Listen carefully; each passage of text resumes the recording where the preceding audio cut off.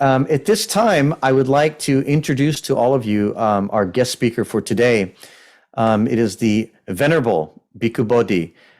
He is an American Buddhist monk, originally from New York City. He holds a PhD in philosophy from Claremont Graduate University, and he received his full ordination in Sri Lanka in 1973. And from 1984 until 2002, he was the editor for the Buddhist Publication Society in Kandy, and its president from 1988 until 2010. His most recent publication is called Reading the Buddha's Disclosures in Pali, a practical guide to the language of the ancient Buddhist canon. Venerable Bodhi lives and teaches at Shuangyan Monastery in upstate New York. And back in 2008, with several of his students, he founded the Buddhist Global Relief, which is a nonprofit organization supporting hunger and poverty relief for poor communities around the world. So without further ado, I would like to turn the time over to our guest speaker today.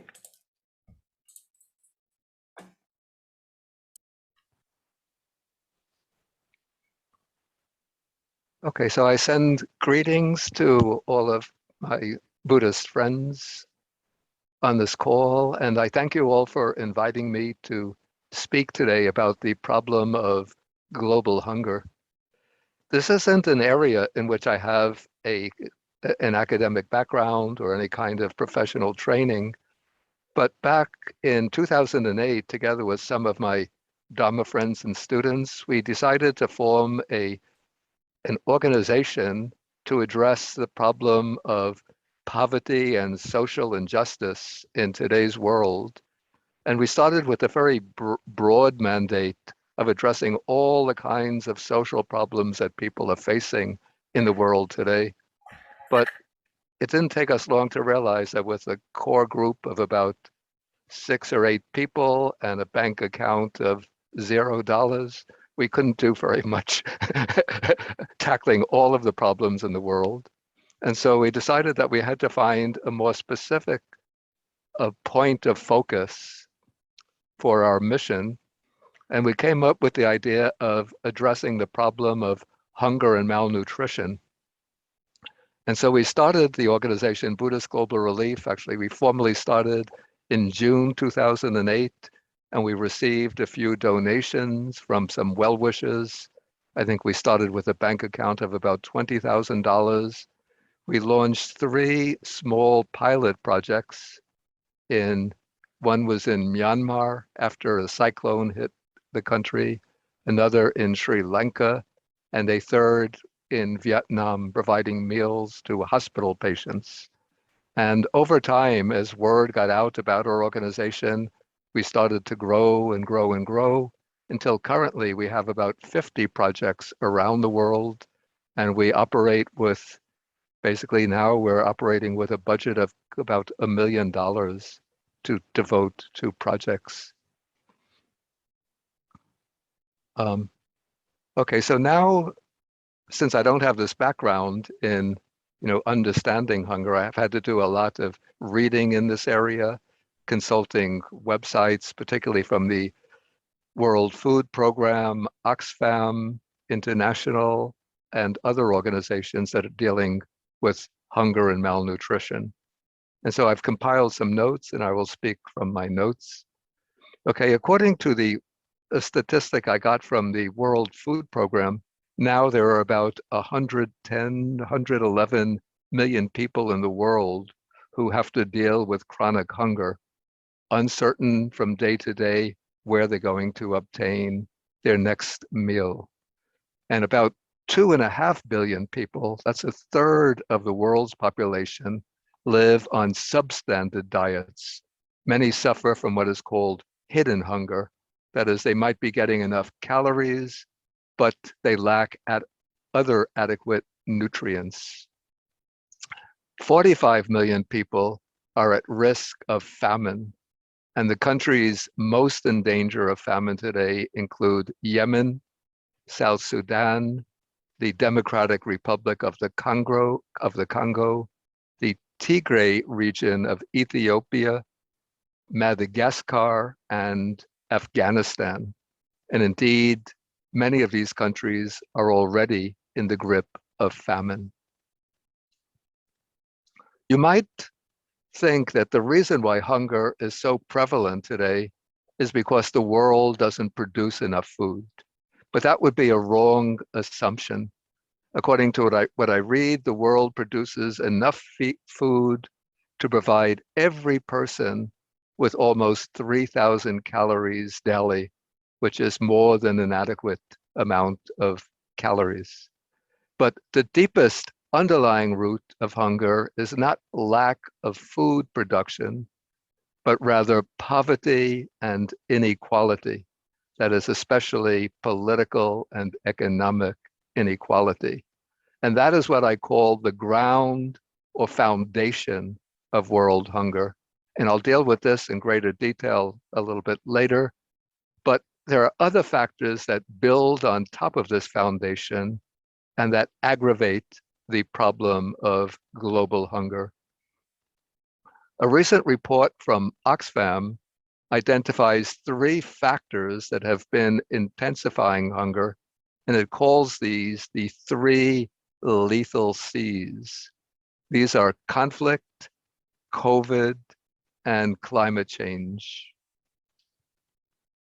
First, the report singles out conflict as the single largest driver of the increase in the number of hungry people over the last few years. It said that conflict is responsible for pushing almost 100 million people to crisis levels of food insecurity. And conflict not only increases the number of the direct casualties of hostilities, but it also plunges millions into hunger and food insecurity. As we see in many countries, when conflict erupts, people are forced, in order to avoid the fighting, they have to flee their homes, to leave behind their farms, to abandon all their meager belongings. Many have to huddle in camps for displaced persons. Others migrate to new countries where they don't always receive a warm welcome. Because of conflict, funds that should be used worldwide to provide hunger relief are instead invested in the military. Last year, the World Food Program had trouble raising just $8 billion to feed people on the verge of starvation. Yet, last year alone, military spending around the world increased by $51 billion. That's more than about 4.5 times the amount that would be needed to eliminate starvation on the planet. Here in the United States, in next year's budget, our Congress recently allocated $768 billion to direct military spending. And then when you take an indirect spending connected with the military, it would probably push the total over $1 trillion. And yet it would take really just so little to provide the wherewithal to eliminate hunger on the face of this planet. So much, just a small fraction of that $768 billion.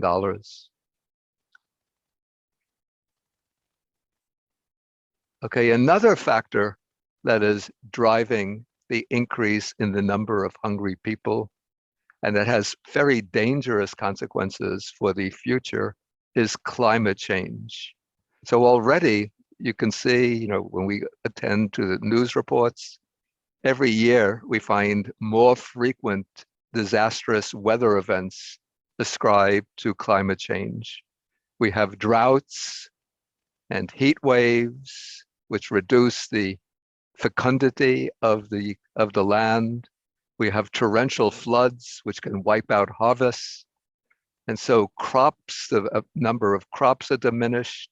And that also has the consequence of pushing up food prices so that poor people find it difficult, even when food is available, poor people find it difficult to purchase the food that they need. In the future, these violent fluctuations in the weather are bound to become still more frequent, especially in the world's agricultural hotlands, which will further increase world hunger. But even though the erratic weather events are extremely destructive, what is even more ominous is what is called incremental climate change. That is the slow warming of the planet, the kind of slow warming that doesn't appear in dramatic headlines in the newspapers. But this can be even more serious because it's reported that for each degree Celsius rise in temperature above the norm, crop yields decline by 10%. And on current projections, even with the Paris Climate Agreement, the world is on the trajectory for global temperatures to increase by 2 degrees Celsius above pre-industrial levels. And that will mean that yields of wheat and corn might decline by 20%. And that is in a world where the population is projected to increase from about 7.9 billion today to 10 billion by the middle of the century.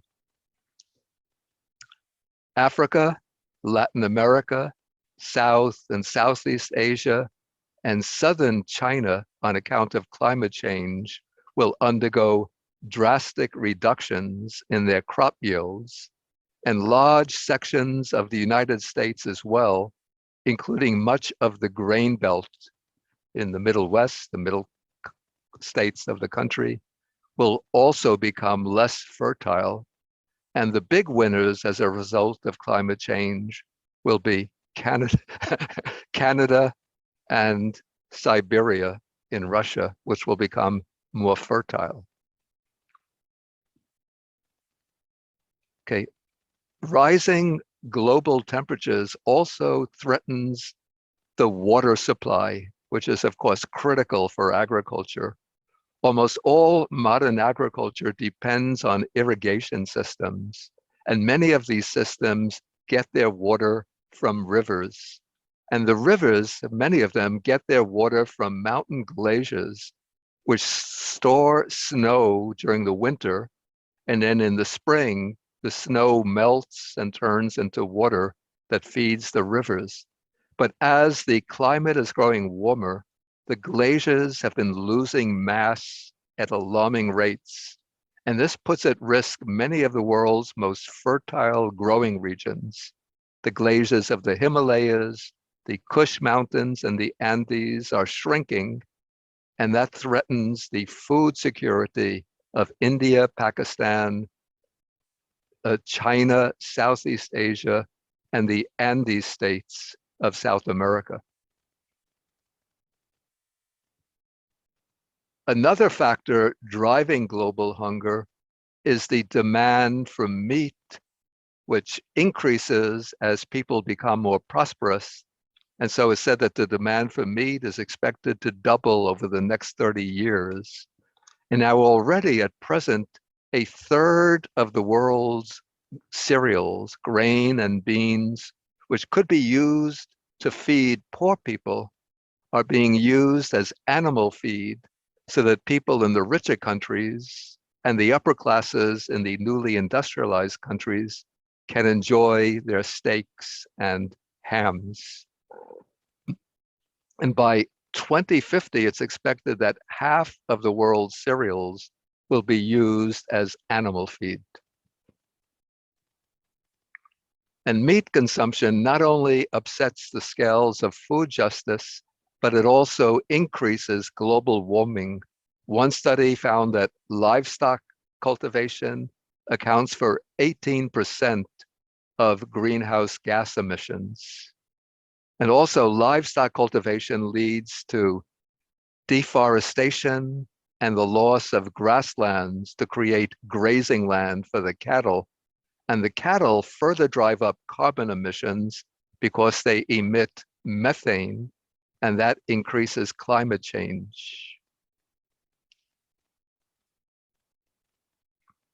And climate change and conflict are closely interrelated, since a changing climate diminishes the availability of food, and then hunger forces people to migrate either within their own countries or to other lands, and then they come into contact with other people who want to defend their lands, and so this increases and intensifies social and political tensions.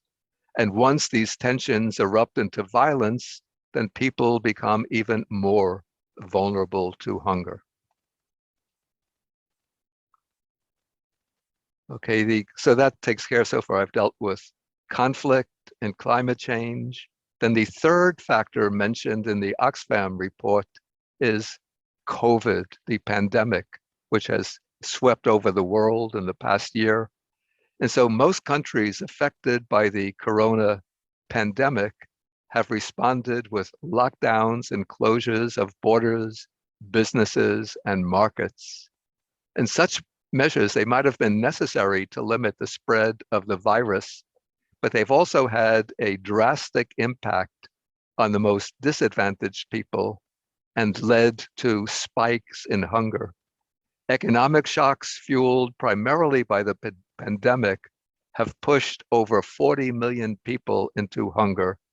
That's a 70% increase over the previous year.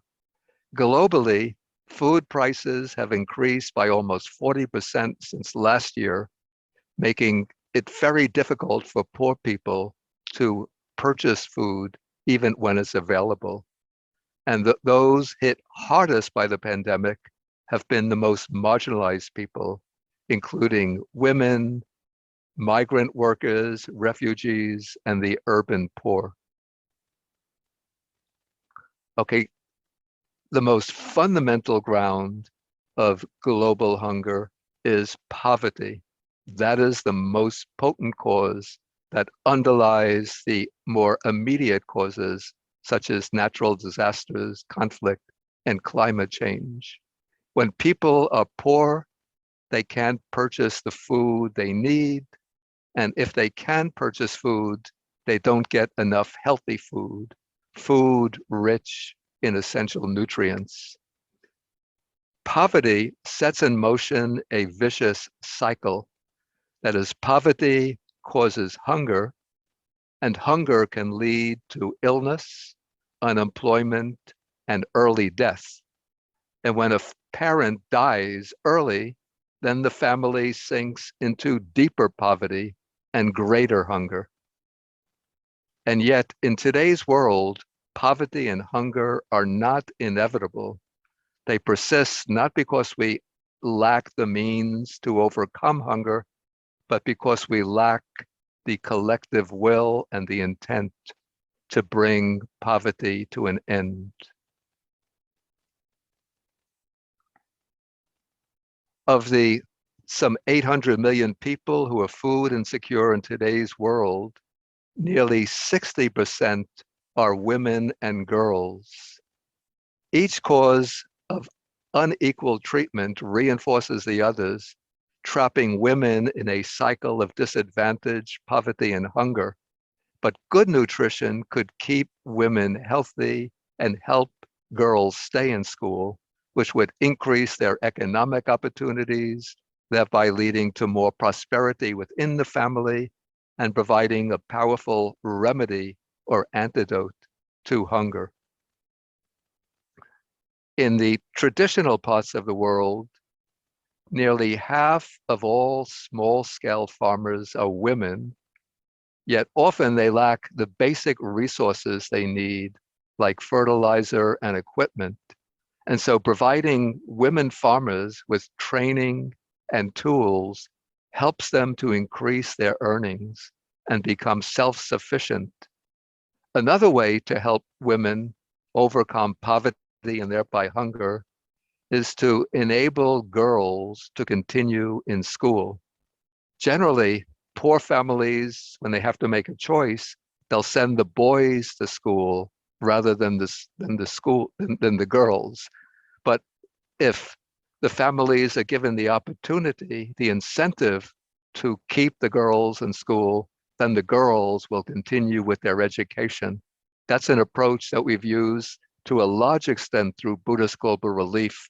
So we have many projects in countries like Cambodia, Vietnam, Sri Lanka, several of the African countries, Latin America, to provide the incentive for families to keep the girls in school.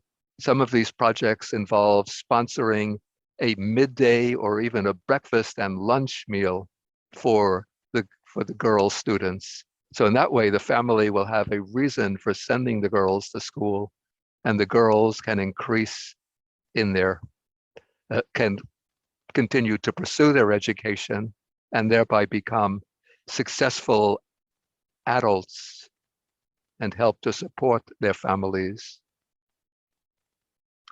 Okay, so what are some of the approaches to ending global hunger?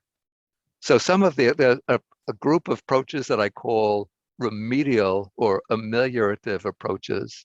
These are basically providing emergency food aid when, for example, when there's a conflict breaks out, when people are pushed into refugee camps or camps for internally displaced persons. So this is the kind of aid provided by the World Food Program. Then we have individual projects, which might provide some aid to groups of farmers, training in farm techniques and so on.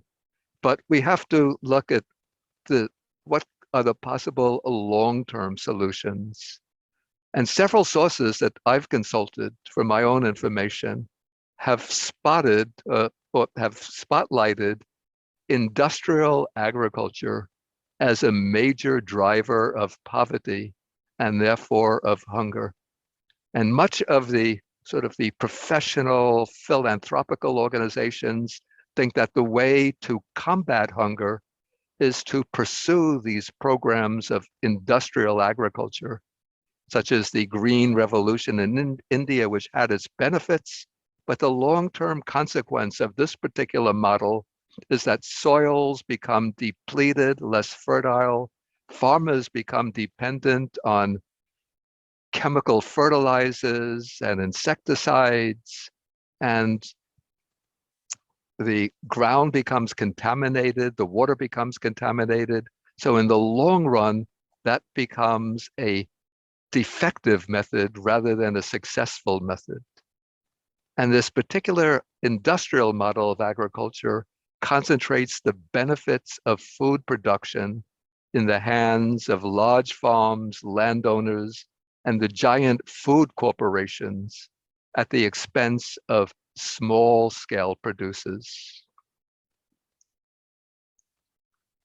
And so today we have just a handful of transnational companies control the entire agribusiness sector: seeds, fertilizers, chemicals, food and beverages, the grocery chains, the supermarkets.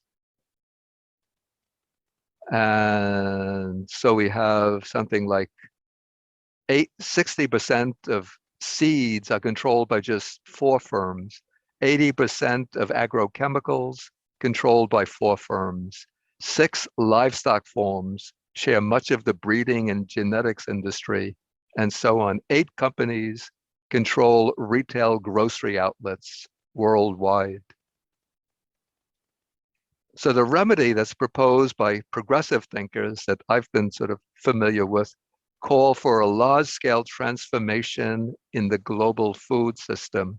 They advocate a transition away from the dominant industrial agricultural model to what is called the agro-ecological modes of production, which would address the problems of hunger, climate change, and poverty simultaneously.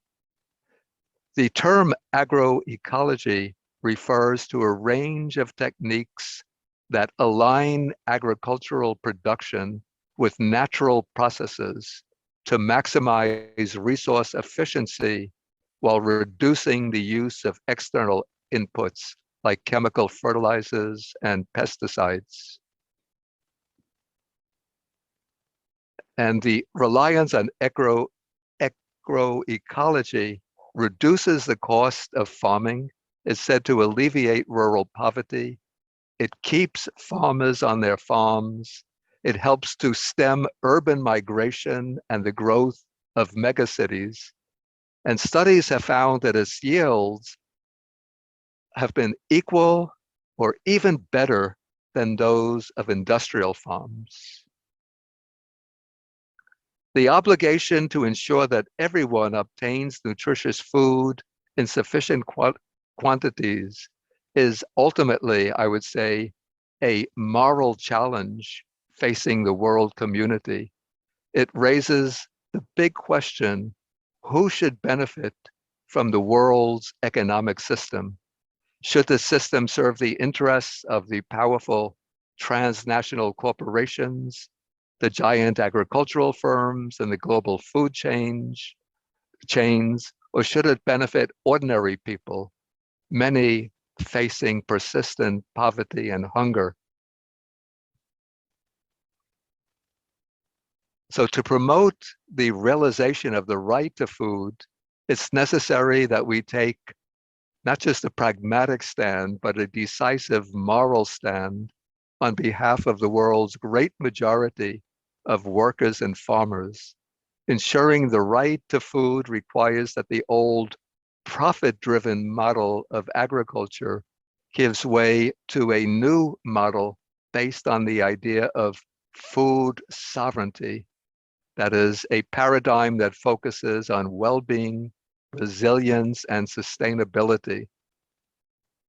To offset the concentration of wealth and power that has resulted from the dominant food system, we need new policies respectful of human values. And I included in my notes a statement from Via Campesina on the principles of food sovereignty, but my time is running out and I don't want to take up more time, but I would refer those who are interested to the website of Via Campesina, which is spelled VIACAMPESINA,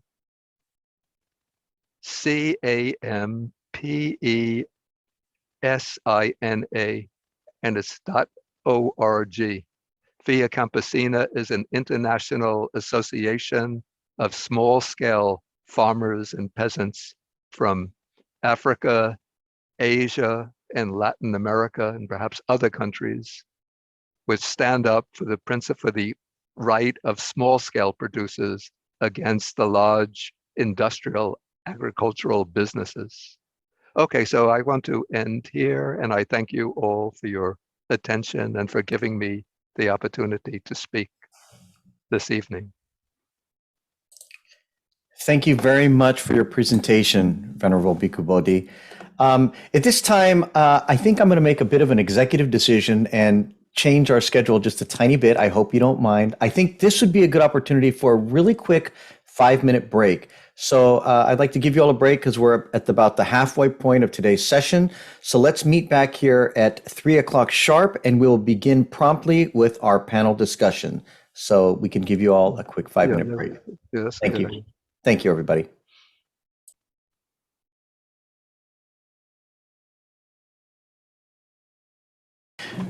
Okay, everyone, it is 3 o'clock. I hope you all have had a chance to return. Once again, we would like to thank you very much, Venerable Bhikkhu Bodhi, for your talk this afternoon. And at this time, we would like to begin with a very kind of a brief panel discussion. We have 3 wonderful people who have joined us today for a panel. And what they're going to do is give just some of their reflections on today's topic, maybe as well as Venerable Bhikkhu Bodhi's talk, and share some ideas of their own as well. So without further ado, I would like to introduce to you our first panel speaker. This is Reverend Konjin Godwin, the director of the Soto Zen Buddhist International Center and the abbot of the Houston Zen Center. So I will turn the time over to Sensei now.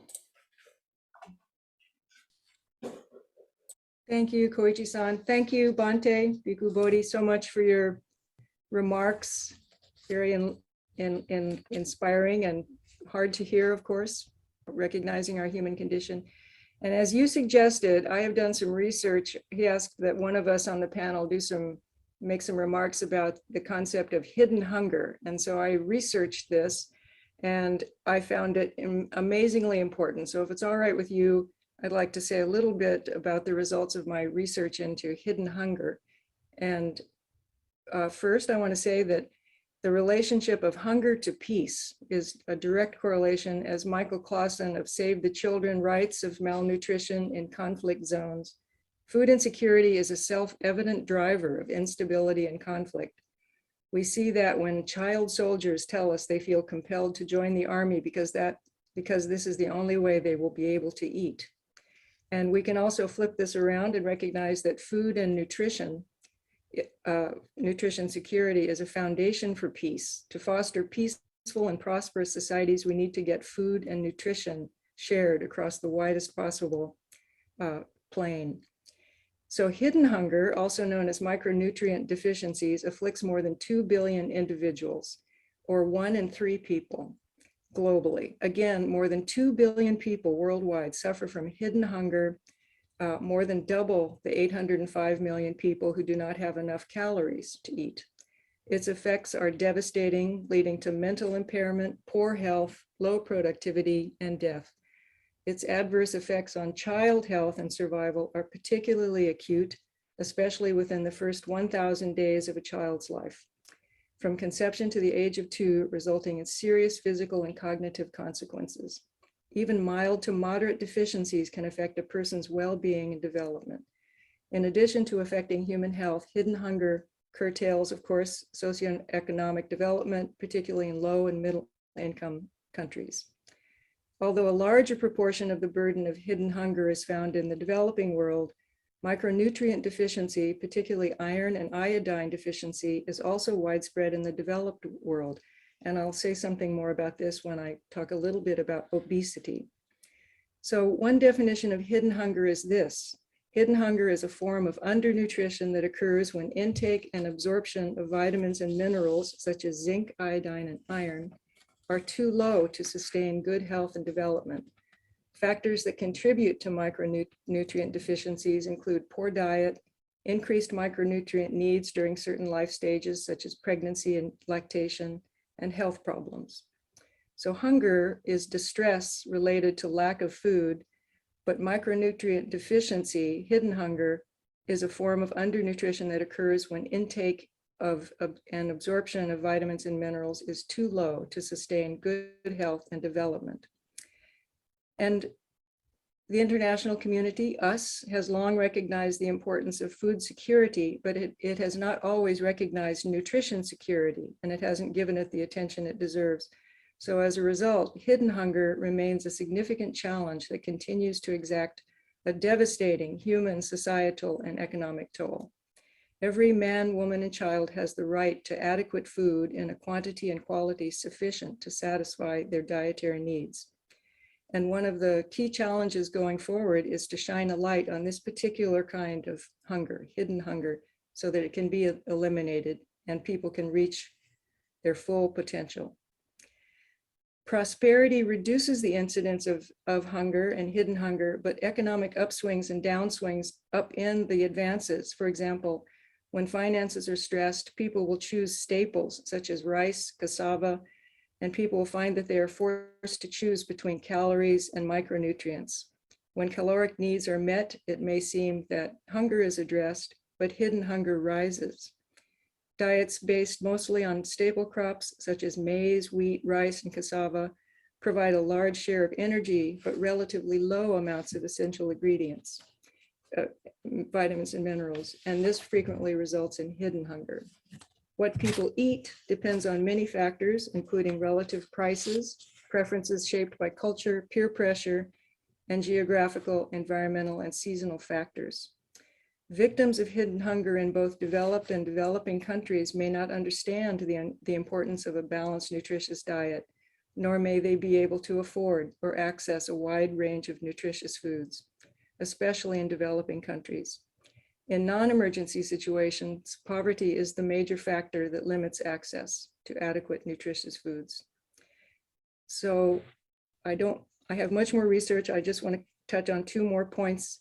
So the nature of this malnutrition burden facing the world is increasingly complex. Developing countries are moving from traditional diets based on minimally processed foods to highly processed, energy-dense, micronutrient-poor foods and drinks, which lead to obesity and diet-related chronic diseases. And with this nutrition transition, many developing countries face a phenomenon known as the triple burden: malnutrition, undernourishment, micronutrient deficiencies, and obesity. In higher income, more urbanized countries, hidden hunger can coexist with overweight obesity when a person consumes too much dietary energy from macronutrients and not enough from micronutrients. The most commonly recognized micronutrient deficiencies across all ages in order of prevalence are caused by a lack of iodine, iron, and zinc. Less common but significant from a public health standpoint, vitamin A deficiency. So this causes an estimated almost 2 million of the 3.1 million child deaths that occur each year are a result of undernutrition. And vitamin A and zinc deficiencies adversely affect child health and well-being. Obesity, the inexorable global rise of obesity is one of the toughest challenges faced by experts on disease. Many countries can serve as excellent exemplars for reduction of infectious diseases, but no country can act as a public exemplar of reduction of obesity and type 2 diabetes. Every country is now perplexed. So all countries are searching for answers on this. What is obesity? Obesity is the result of people responding normally to the obesogenic environments they find themselves in. Basically, without choice, obesity results. Support for individuals to counteract obesogenic environments will continue to be important, but the priority could be policies to reverse the obesogenic nature of these environments.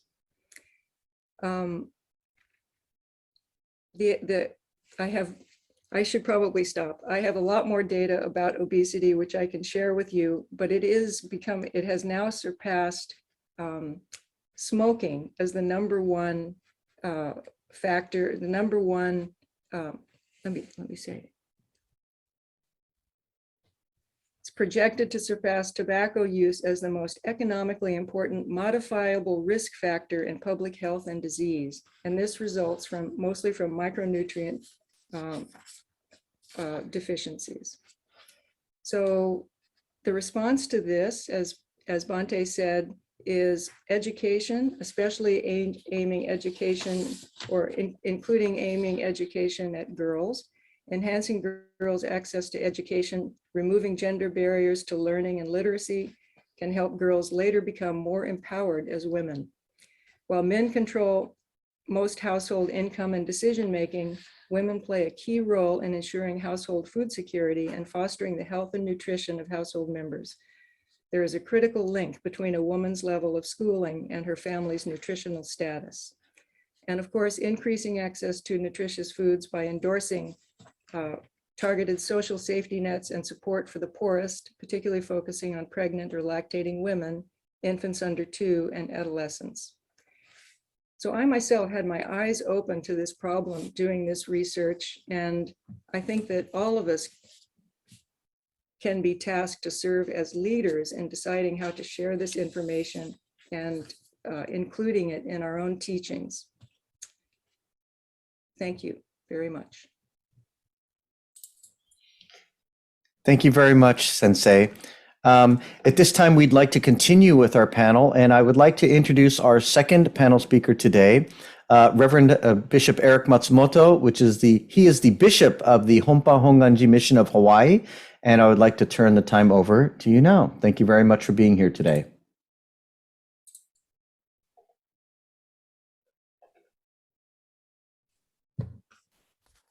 Thank you very much, Koichi, and to everyone, it's an honor and a pleasure to be able to join you. Aloha from Hawaii. Needless to say, from a Buddhist perspective, regardless of our religious affiliation or even if we don't have one, I think it is important for us to go to enlightened wisdom and compassion, or as I like to express it as all-inclusive wisdom and all-embracing compassion for guidance and inspiration, even for this spiritually foolish being known as a bombu in Japanese. One of the most, I think, fundamental truths which is increasingly gaining prominence is, and for good reason and wonderfully so, is interdependence. In the past, I think it was common to address issues and concerns, problems individually and separately, but recently the tendency is to see things again as being interrelated and interconnected, as Bhikkhu Bodhi pointed out.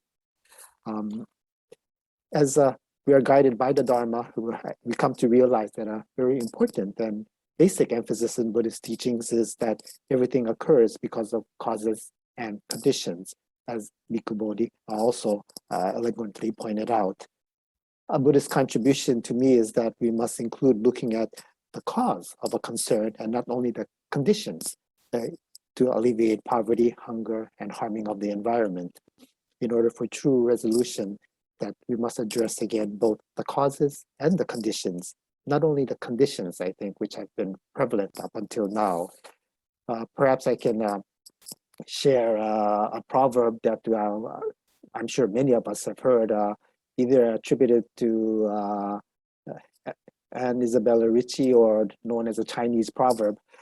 Give a man a fish, he will eat for a day. Teach a man how to fish, and you'll feed him for a lifetime. May make the point. For many of us, I think we focus on the condition of someone being hungry more than the cause or reason the person finds himself or herself in that situation. Of course, we do need to address both, especially if that person is starving. That person must be fed first. But the long-term solution rests in addressing the cause and how to make things different for a more lasting and beneficial solution. I just wanted to share a little bit about hidden hunger, which the Venerable Gonjing had already talked about in depth. And so I'll just share an example that happens here in Hawaii. And here in Hawaii, there's a Dr. Terry Shintani, who's a physician, a nutritionist, and also an author. But he did a study here on the population here in Hawaii, and especially the indigenous peoples of Hawaii. And he, found exactly what was shared earlier, is that yes, there is this hidden hunger present here, and it stems from the fact that the indigenous population of Hawaii, has a lower economic. They are challenged in that they're economically disadvantaged. And so that results for them to, resort many times to eating fast foods and junk food, as opposed to trying to, purchase and cook and consume, more nutritious food, like vegetables and fruits, which become out of their reach, so to speak, because of their predicament. And that has led to, things like, all sorts of health issues, and including obesity for them. And so they're caught in this very vicious cycle. But that is something that is occurring even currently here in, many parts of the islands here. And thus, it is a continuing a problem or concern that we have here in Hawaii. But there is a hope in that recently there's a growing interest and an endeavor to break this cycle and also promote sustainability in the islands. And the Hongwanji Mission of Hawaii here helps, for example, to a certain organic farm with periodic donations from our social concerns. And the farm that we've selected to sort of make donations to that is found in an economically challenged area of the island is the purpose is not only to grow produce, but they have an educational arm to their farm. And that is where younger people can get an education, a degree, a certificate, which then they can go on, to enhance their future as farmers or in the food-related areas. And so for that reason, primarily the educational arm of the farm, we have decided that we'd like to, in our small way, contribute to that farm in hopes that there will be a brighter future for all of us. And as the Bhikkhu had also mentioned, I think, yes, we do need to transition from a self-centered mode of thinking into one that's more inclusive of others.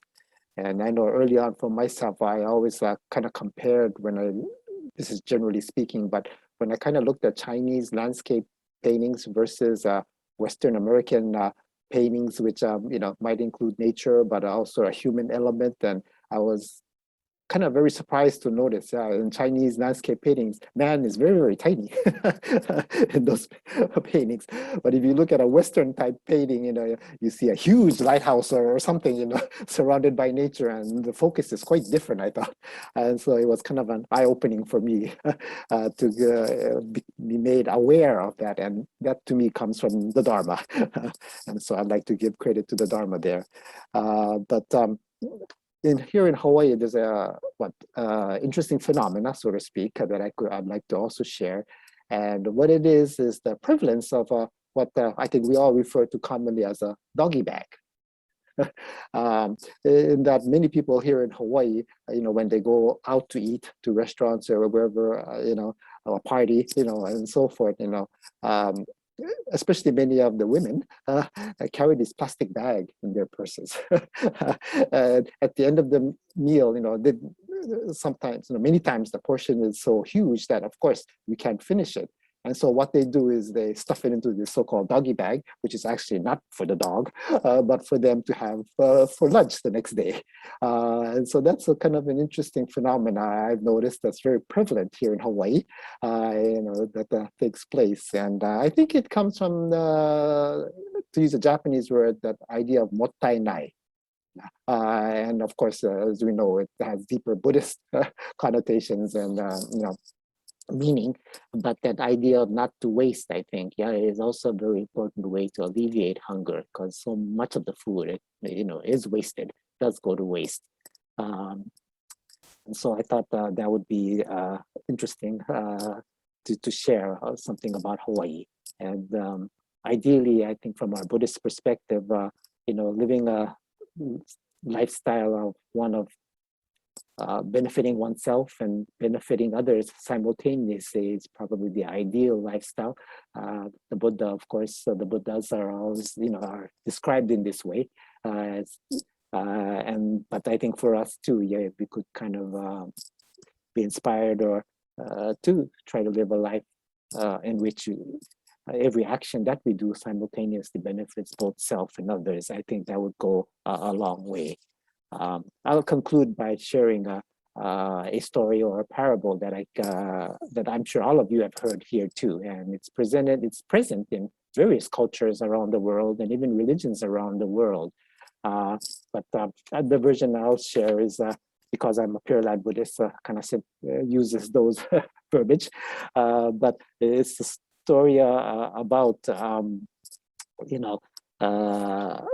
traveler who traveled to the land of utmost bliss, the Pure Land, and the land of incessant suffering, or hell, on a day trip. And he went there just at lunchtime or mealtime. And first, when he visited the land of suffering, he noticed, there was much delicious food all over the place, laid before, all who would come now for the meal. But he noticed that they didn't look very happy. And so he was quite perplexed. Well, soon he found out as the chopsticks or forks or spoons or whatever utensils you prefer were passed out, and the people there began to try to eat. He saw that, it wasn't possible for them to feed themselves or get the food into their mouths because the utensils were too long. And so that was why all of those individuals were very unhappy that there was all this food here, but they couldn't eat it. But then the traveler decided to move on, and he visited Sukhavati, the land of utmost bliss, at mealtime as well. And But the traveler noticed that, the setup was exactly the same as in the land of suffering. There was much delicious food set out, but he noticed that the people were all very happy and content, and he wondered why. And he soon discovered the reason, and that in the Pure Land, each individual, instead of thinking of themselves, although the utensils were exactly the same, they used those long utensils to feed the other person or others in front of them. So for this reason, because they weren't thinking of only themselves, they were able to help each other. And so in this way, there was this big difference in, how in our perspective, I guess, and how we're thinking and so forth. And, this, I think, is maybe one of the critical differences, from us moving from a self-centered mode to a more inclusive mode in which where we're all equal. And from that, things would result in a much more positive way. And so, thank you very much. I really don't have any more to contribute. All of you have done much more research and so forth. But I'd like to thank all of you, and especially the Bay Area, for this opportunity to share today. Thank you. Thank you very much, Bishop Matsumoto. I would just like to point out to our guest speaker and all of our panelists today, if you would be able to take the time and peruse through all of the, we have a lot of comments in the chat right now.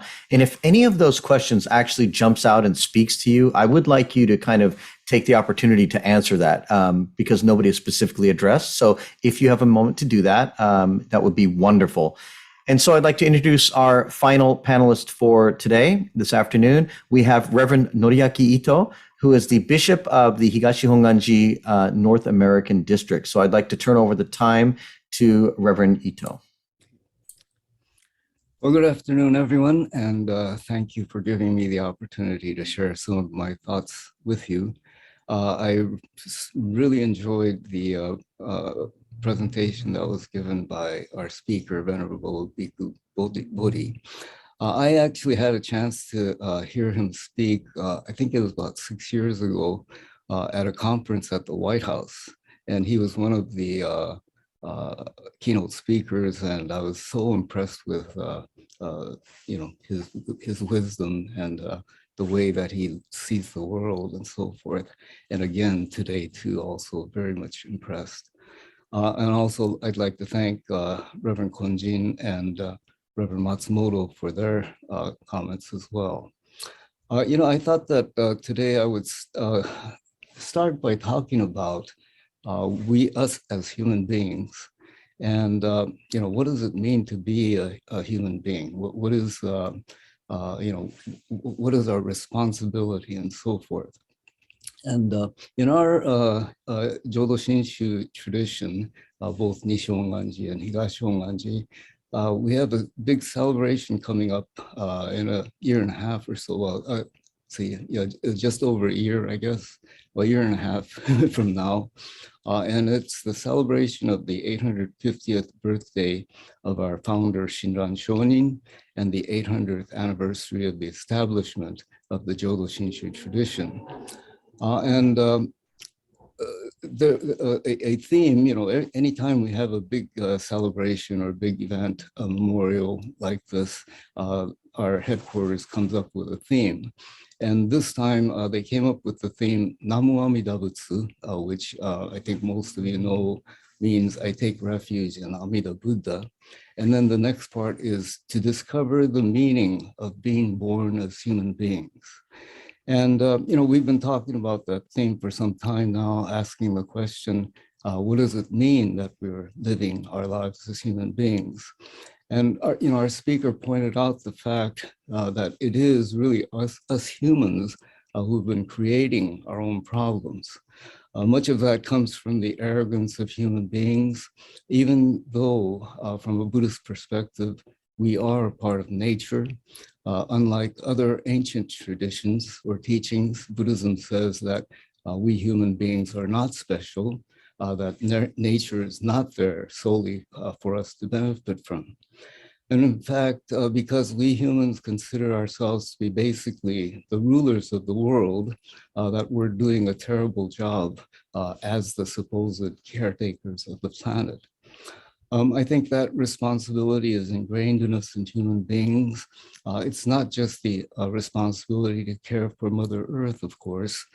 It is just as important, maybe even more important, to do what we can to ensure that all people have the resources to live a good life. That kind of arrogance leads to the inequality between the haves and the have-nots.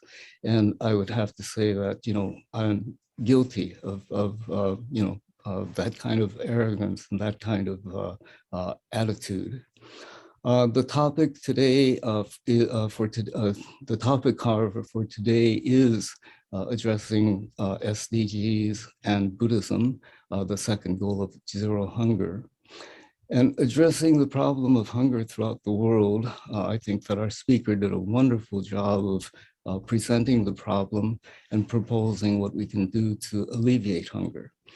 He referred in I think it was in the article that I received and read, referred to the lethal seas, and he talked about that today also. You know, the three different problems. One is conflict, conflict on government basis, on national basis, as well as the conflict in our everyday societies, and also COVID, well, the climate crisis, I think he addressed secondly, and all of the problems that we're already experiencing now, and then also the problems that we are expecting to encounter if we don't do anything now. And I think about, my children, my grandchildren, and I think about the world that they're going to inherit from us. And I realize that we haven't been doing enough to take care of these kinds of problems. We see ourselves so self-consumed that even though we may have the resources to combat and to solve these problems, our focus is always on us and not on others, especially not on those who need the most help. And so this is a problem that Buddhism speaks directly to. And in the presentation that we heard today, our speaker talked about how our country, spends 700 billion on the military, which he said is almost 100 times more than is what is needed to alleviate extreme hunger. And due to the decline of food production, partly due to the pandemic, the cost of food, he said, has risen substantially, and making it harder for low-income families to feed themselves adequately. And when we watch TV, we see all of these programs in which food drives are being conducted, and you see so many cars, so many families who need to take advantage of that kind of support. Also, Reverend Kunjin talked about the other big problem, actually Reverend Eric as well, the big problem of hidden hunger. And I think that this is a huge problem, especially in a country like ours, of people getting enough calories, but their diets lack sufficient nutrients, leading to obesity and malnutrition.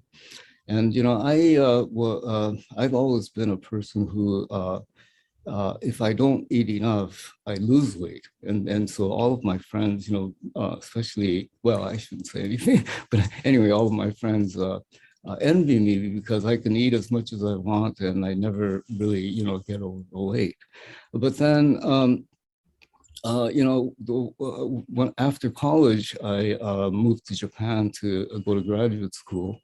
And I lived in Japan for a total of 7 years, 4 years in grad school and 3 years working in Tokyo as a translator interpreter to improve my contemporary Japanese. And the one thing that I learned is that the Japanese diet is so much better than the American diet. Portions are much smaller, prompting my fellow hungry Americans to order sometimes 2 meals instead of just 1.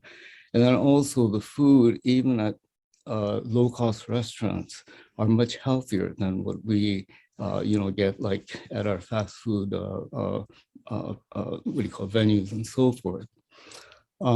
We have to admit, though, that I have not done much at all to support the effort of helping to provide nutritious foods, food for the disadvantaged. Our temple here in Los Angeles over the past maybe 5 years or so have been involved with volunteering at 2 sites to help to feed those in need at a women's center in downtown Los Angeles and also at a regional food bank to prepare meals to be handed out. It's a small effort to help, but I know that we must do more. And this is the message I think that we need to share with our temple members, with everyone that we have opportunities to meet. There are many other problems to solve, but this is as important as any, especially in thinking about the children who aren't provided with enough nutritious food. All of us here today need to share these teachings, these interpretations with our sanghas and with everyone who we have the chance to interact with. And again, I'd like to end by taking this opportunity to thank the Venerable Bhikkhu Bodhi for his wonderful presentation and for his encouragement to all of us to think about the responsibility that each one of us, I believe, has. Thank you for allowing me to share some of my thoughts with you.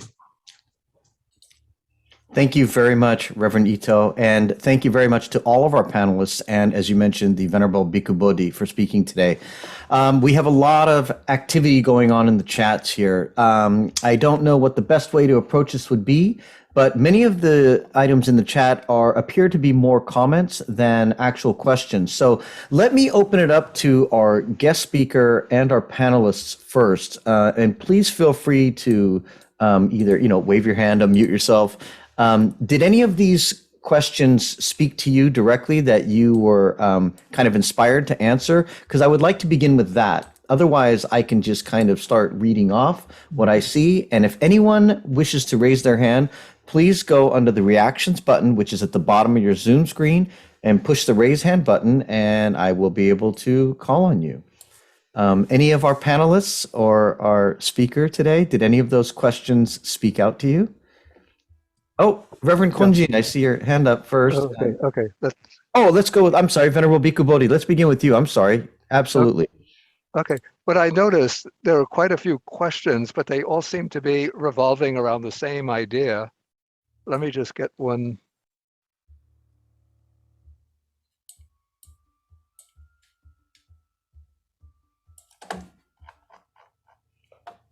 Okay. Basically, the question comes down, how do we address the problem when multinational agricultural businesses seek to dominate food production for their own profits?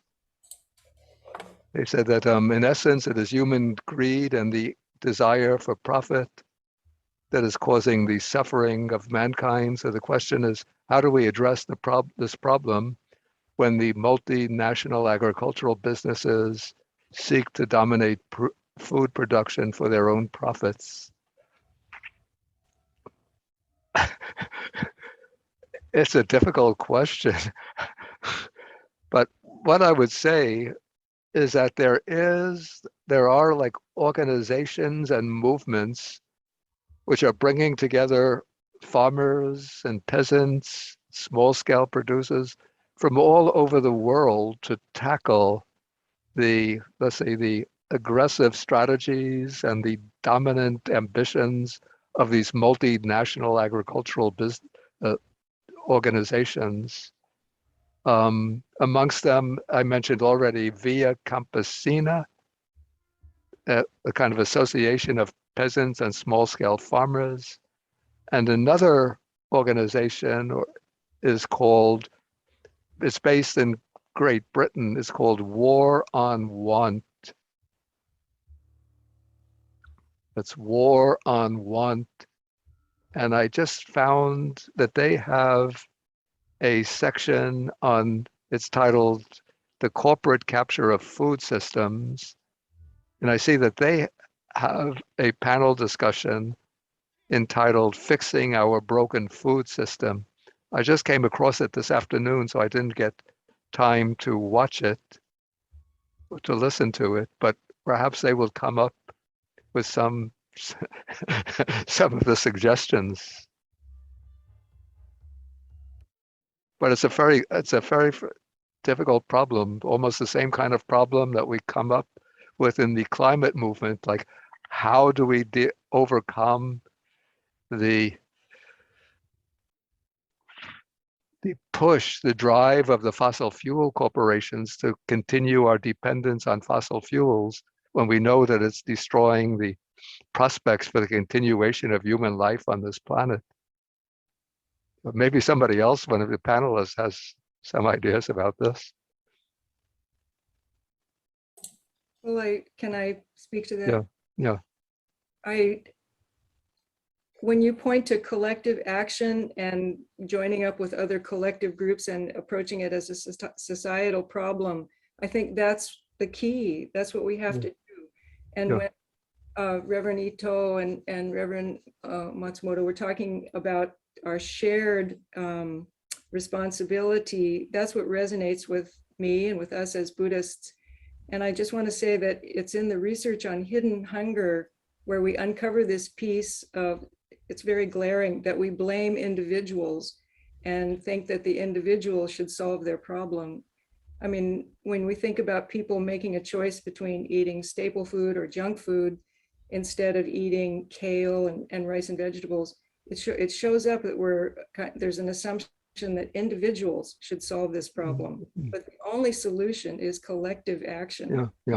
And pushing our government, as you say, a government that's biased toward funding military activity instead of food education.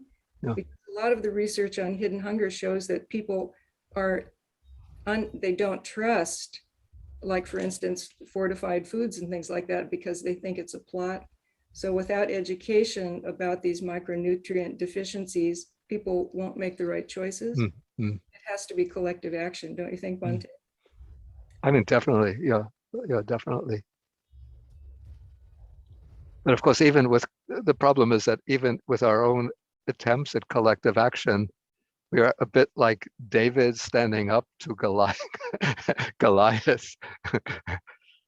because these, especially like the large agricultural corporations, the food chain corporations, the supermarket corporations, they have very powerful influence on Congress to allocate subsidies to these corporations and to continue with their trade policies, which benefit themselves, but often to the loss, to the harm of the small-scale farmers in the traditional countries who are growing the crops. Because of the trade policies, they have to sell the crops that they produce at a rather low price. And then when the items come to the West, they sell for a much, much higher price. So they're not getting the full benefits of the foods that they produce or the crops they produce.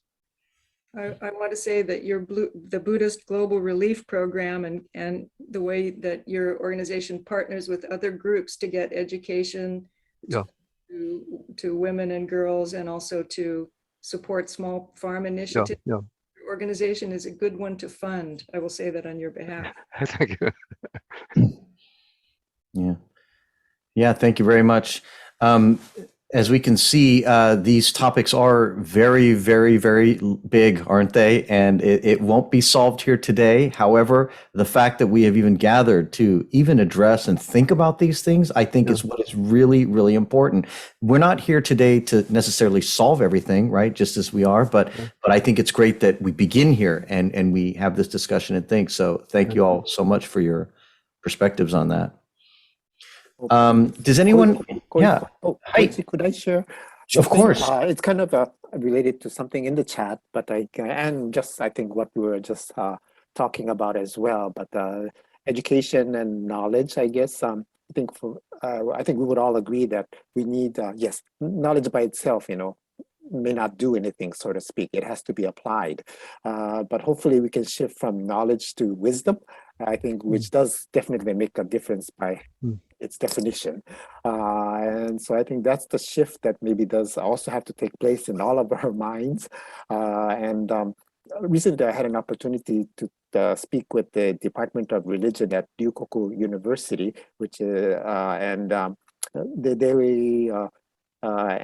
they wanted me to share, I guess, what we were doing here in Hawaii on the topic of diversity and peaceful coexistence and so forth. But anyway, one thing I did kind of recommend is how maybe the Department of Religion at Ryukoku University should, team up or partner with the other departments, whether it be law or economics and so forth, and begin looking at nurturing a new generation of leaders and